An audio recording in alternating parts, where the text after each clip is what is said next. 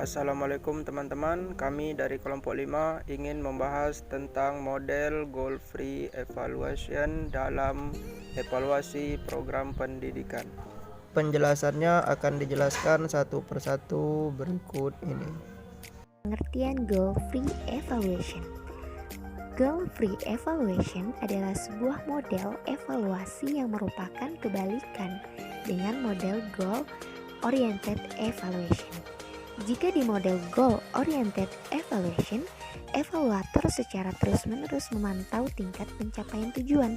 Maka, dalam goal free evaluation, evaluator justru seolah-olah berpaling dari tujuan. Nah, Scriven mengemukakan bahwa dalam melaksanakan evaluasi program, evaluator tidak perlu memperhatikan apa yang menjadi tujuan program.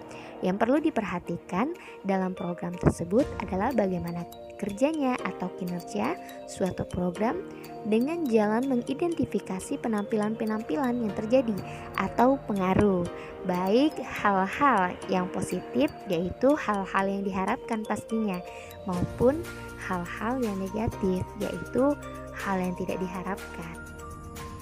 Tujuan goal free evaluation. Model goal free evaluation bukan berarti lepas dari tujuan, tetapi hanya lepas dari tujuan khusus. Model ini hanya mempertimbangkan tujuan umum yang akan dicapai oleh program, bukan secara rinci per komponen yang ada. C. Fungsi goal free evaluation. Fungsi dari goal free evaluation adalah untuk mengurangi dugaan dan menambah objektivitas.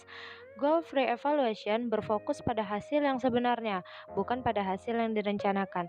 Dalam goal free evaluation ini memungkinkan evaluator untuk menambah temuan hasil atau dampak yang tidak direncanakan.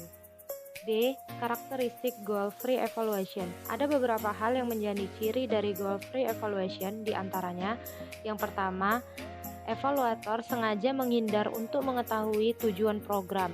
Yang kedua, tujuan yang telah dirumuskan terlebih dahulu tidak dibenarkan karena dianggap menyempitkan fokus evaluasi. Yang ketiga, goal free evaluation berfokus pada hasil yang sebenarnya, bukan pada hasil yang direncanakan. Yang keempat, hubungan evaluator dan manajer atau dengan karyawan proyek dibuat seminimal mungkin. Dan yang terakhir, evaluasi menambah kemungkinan ditemukannya dampak yang tidak diramalkan. Langkah-langkah goal free evaluation. Langkah-langkah dari goal free evaluation belum pasti bagaimana pelaksanaannya, karena semua tergantung pada evaluator yang akan melakukan evaluasi sesuai dengan apa yang terjadi di lapangan.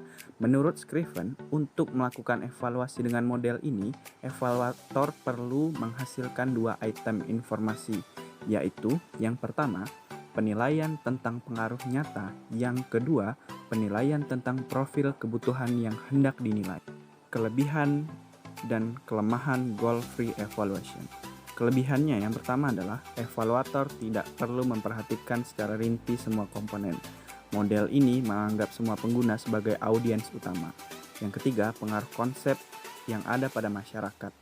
Yang keempat, free evaluation diajukan adalah untuk mendorong pengaruh yang baik. Kelemahannya adalah model ini pada umumnya bebas menjawab pertanyaan seperti pengaruh yang telah diperhitungkan atau lainnya. Yang kedua, tujuan untuk membantu kegiatan evaluasi atas dasar kejujuran. Yang ketiga, tidak merekomendasikan bagaimana menghasilkan penilaian.